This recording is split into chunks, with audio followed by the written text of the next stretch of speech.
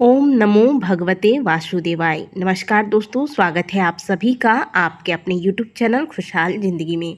आज हम बात करेंगे कार्तिक मास की पहली एकादशी रमा एकादशी के बारे में।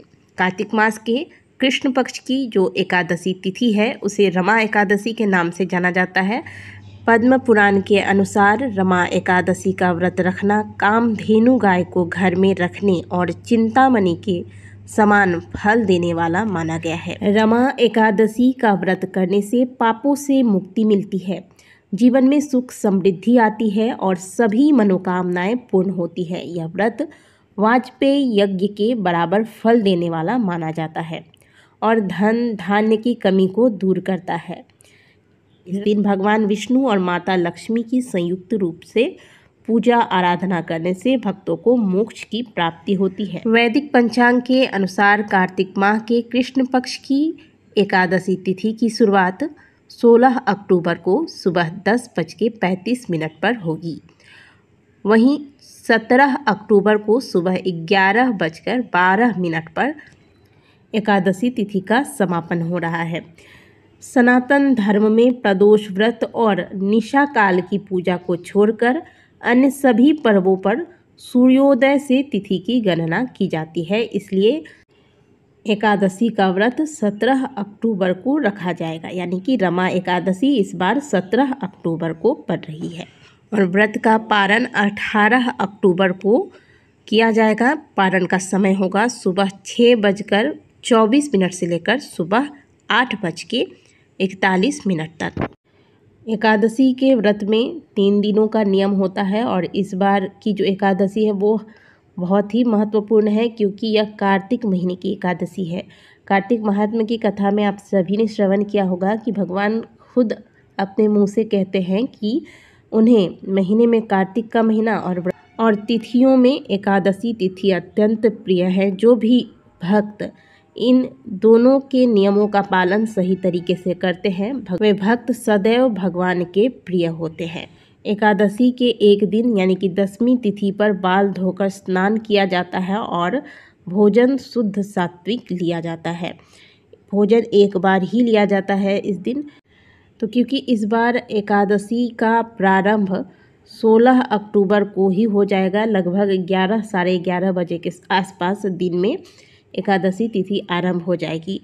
तो एकादशी तिथि आरंभ होने के बाद आज आप चावल का सेवन ना करें। अगर आपको चावल लेना ही है तो एकादशी तिथि आरंभ होने से पहले ले लें।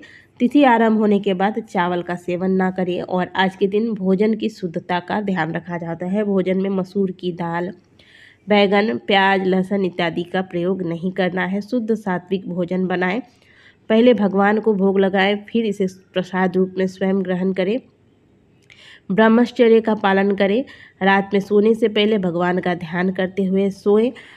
अगले दिन ब्रह्म मुहूर्त में उठें, क्योंकि कार्तिक स्नान भी आप कर रहे हैं तो ब्रह्म मुहूर्त में उठकर स्नान करें। फिर आप दीपदान वगैरह जो भी सुबह का आपका नियम है वो कर लीजिए और फिर व्रत का संकल्प लें।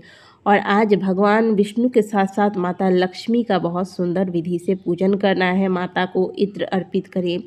कमल के पुष्प अगर मिले तो कमल के पुष्प, नहीं तो गुलाब के पुष्प, लाल अड़हुल के पुष्प, माता को बेलपत्र अर्पित करें। और भगवान विष्णु को पीले पुष्प, चंदन इत्यादि से इनकी पूजा करें। पीले फलों का भोग लगाएं, मखाने का भोग लगाएं। आप मखाने की खीर बनाकर भी भोग स्वरूप एकादशी पर भगवान विष्णु और माता लक्ष्मी को अर्पित कर सकते हैं। घी का दीपक पूजा स्थान पर लगाएं और फिर भगवान विष्णु के किसी भी मंत्र का आप 108 बार जाप करें। ओम नमो भगवते वासुदेवाय मंत्र का जाप कर सकते हैं। इसके अलावा आप विष्णु सहस्त्रनाम का पाठ कर सकते हैं और कार्तिक महात्म्य की कथा को भी आज के दिन अवश्य सुनिएगा। साथ में एकादशी है तो रमा एकादशी व्रत के कथा को सुनने से कल्याण होता है, तो इस कथा को अवश्य ही सुनना चाहिए। आवश्यकता पड़ने पर एक बार ही जल और फल जो भी आपको लेना है कि एक बार में ही आपको ले लेना है। आप दोपहर में फलाहार ले सकते हैं, जल पानी वगैरह जो भी आपको पीना है तो आप उसी समय पी लीजिएगा। इसके बाद शाम के समय घर के मंदिर में, घर के मुख्य द्वार पर और तुलसी जी के पास एक एक दीपक लगाएं। दीपदान करना है आपको तो आप दीपदान कर सकते हैं। दीपदान आप पीपल के नीचे कर सकते हैं, आंवले के वृक्ष के नीचे कर सकते हैं, किसी मंदिर में जाके कर सकते हैं, किसी नदी सरोवर के पास भी दीपदान किया जा सकता है। ब्रह्मस्थल है कहीं पर आसपास तो वहाँ भी दीपदान कर सकते हैं। इस प्रकार से आज के दिन दीपदान इत्यादि करने के बाद शाम को जितना संभव हो हरिनाम कीर्तन करें। आज के दिन रात्रि जागरण करें। अगर रात्रि जागरण नहीं कर सकते हैं तो जितनी देर भी रात में आप एक्स्ट्रा जाग रहे हैं उतनी देर आपको इधर उधर की चीज़ें नहीं देखनी है, इधर उधर की चीज़ों पर ध्यान नहीं देना है। आपको केवल हरिनाम कीर्तन करना है। भगवान का नाम स्मरण कीजिए, इनके नामों को सुनिए, इनके कथा का श्रवण कीजिए। इस प्रकार से एकादशी के दिन आपको भगवान के शरण में रहना है। अगले दिन ब्रह्म मुहूर्त में उठे, पूजा इत्यादि करके ब्राह्मण के लिए आप दान निकालिए।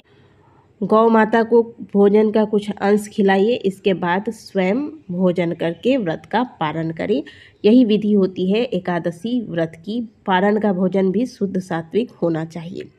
इस विधि से कार्तिक के महीने में यदि आप एकादशी का व्रत धारण करते हैं तो आपके जीवन के सभी पाप नष्ट हो जाते हैं और आप पर भगवान विष्णु की कृपा तो होती ही है, साथ ही साथ माता लक्ष्मी की कृपा होती है। धन धान्य बढ़ता है। आशा करते हैं कि दी गई जानकारी आपको अच्छी लगी होगी। वीडियो अगर आपको अच्छी लगी है तो वीडियो को लाइक ज़रूर कीजिएगा। मिलते हैं आपसे अगली वीडियो में, तब तक के लिए ओम नमः शिवाय, हर हर महादेव, जय श्रीमन नारायण।